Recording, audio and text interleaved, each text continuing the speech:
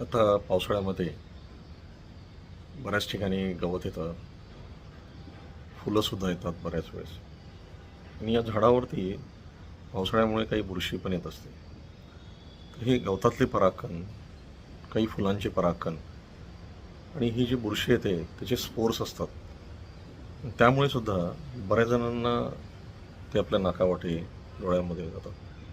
Even आपण ते ही काही स्वॅलो पण करत असतो. मग ही आपल्या घरामध्ये भाज्या फळावर चिटकून येऊ शकतात. हवेतून परागकण कितीतरी किलोमीटर उडून येतात.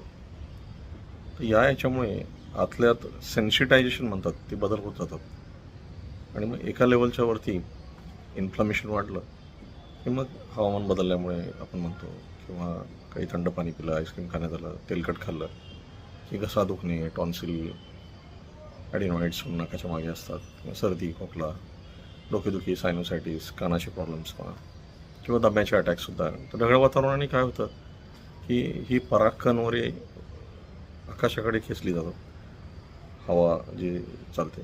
आणि त्यानंतर मग ते अजून स्पीडली, आणि परत जर वीज चमकली किंवा लाईटनिंग झाली की त्याचे अजून सूक्ष्म असे त्याचे ब्रेकिंग होतं आणि ती डीपली आतमध्ये जातात. आणि मग हे अजून दम्याचे अटॅक्स, कफाचे प्रॉब्लेम्स हे वाढतात.